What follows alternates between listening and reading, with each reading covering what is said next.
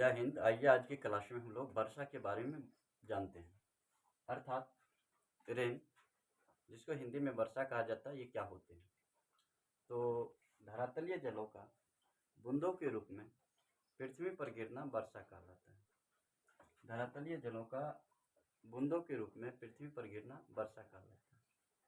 यहाँ पर आप लोगों को लिख लेना है वर्षा के बारे में। धरातलीय जलों का पानी की बूंदों के रूप में, पानी की बूंदों के रूप में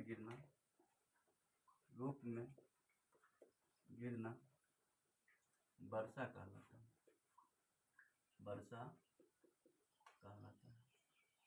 और उसके बाद हम लोग जानेंगे कि वर्षा क्या होते हैं। ये तो देख चुके थे वर्षा क्या होते हैं। धरातलीय जलों का, वायुमंडलीय जलों का धरातल पर गिरना वर्षा कहलाता है। और वर्षा कितने प्रकार के होते हैं इसके बारे में जानेंगे। तो ध्यान रखना है, वर्षा जो होते हैं वो 3 प्रकार के होते हैं। वर्षा 3 प्रकार के होते हैं। वर्षा कितने प्रकार के होते हैं? वर्षा 3 प्रकार के होते हैं। इसके अलग अलग कारण भी हैं। जैसे मैं यहाँ पर पृथ्वी बनाऊं तो इस तरह से आप लोग देख सकते हैं। और पृथ्वी जो है इस तरह से बीचों बीच अगर मैं एक लाइन खींच दूँ और ये इसका नाम रख दूँ इक्वेटर, या फिर इसका अक्षांश नाम है ना, तो ये 2 भागों में बटा हुआ रहता है। और सूर्य की 2 पोजीशन रहती है, एक उत्तरी अक्षांश होता है और दूसरी दक्षिणी अक्षांश होता है। सूर्य की डायरेक्शन बदलते जाते हैं, मौसम भी बदलते रहते हैं। हाँ, तो ऐसे कहा जाता है खास करके क्यों बदलते हैं मौसम। तो आप लोग ये क्लास कर लीजिएगा तो निश्चित तौर पे आप लोगों को पता चल जाएगा क्यों बदलते हैं मौसम। यहाँ पर ध्यान रखना है 3 तरह की वर्षा होती है। 3 तरह में पहला लिखना है संवहनीय वर्षा। दूसरा होता है चक्रवातीय वर्षा। तीसरा का जो होता है वो होता है पर्वतीय वर्षा। वर्षा कितने प्रकार के होते हैं? तो वर्षा 3 प्रकार के होते हैं। संवहनीय वर्षा, उसके बाद चक्रवातीय वर्षा और होता है पर्वतीय वर्षा। तो आप लोग इन फिगर को देख रहे होंगे और मैं इसमें जो फिगर बनाया हूँ उसको कुछ आप लोगों को समझाने का कोशिश करता हूँ। ये आपका सूर्य महाराज हो गया, जिससे संपूर्ण दुनिया को जो है टेम्परेचर प्राप्त होता है, रोशनी प्राप्त होती है। और ऐसा माना जाता है, ऐसा है ही एक्चुअली, कि दुनिया में किसी भी जीवों के जीने के लिए जो है सूर्य अति आवश्यक होता है। यहाँ पर देख रहे हैं कि सूर्य से किस तरह से समुद्र में ताप जा रहा है। और ये क्या होगा? पानी है यहाँ पर सूर्य में, समुद्र में क्या रहता है? पानी रहता है जी।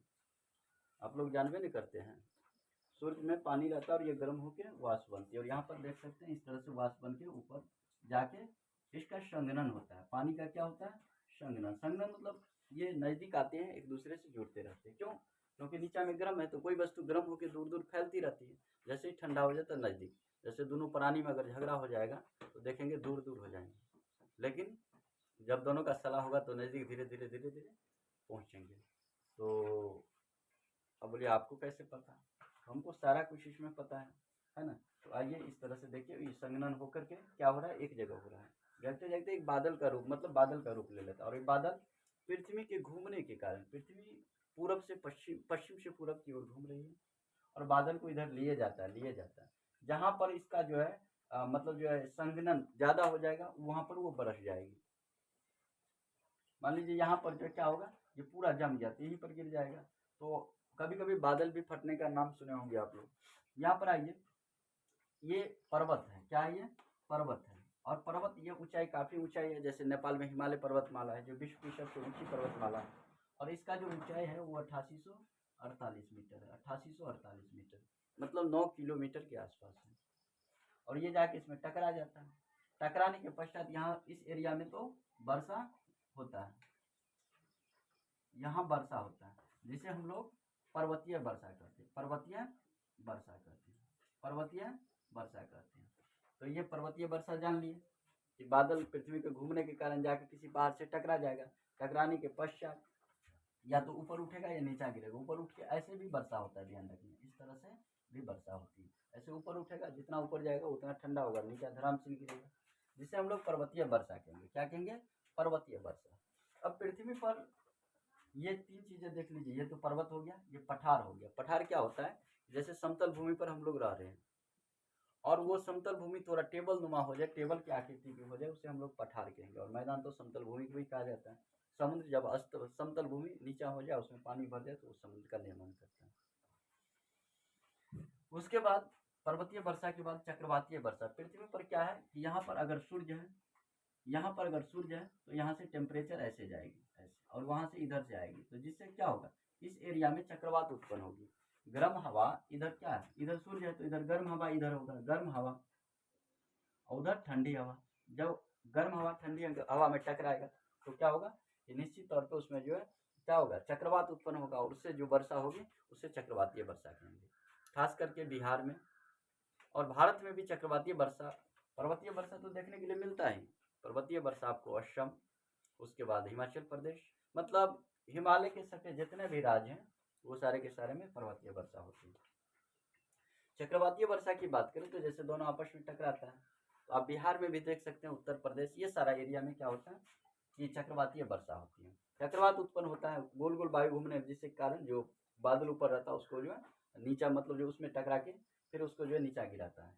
तो आप लोग बड़े बड़े बूंदे जब देखेंगे कि इस तरह से बड़े बड़े बूंदे आप लोगों का जो है, अगर बाहर में खड़े हैं, इस तरह से बूंद आप लोगों के शरीर पर गिर रही होगी, तो ये किसका रूप है? ये चक्रवातीय वर्षा का रूप है, चक्रवातीय वर्षा का रूप है।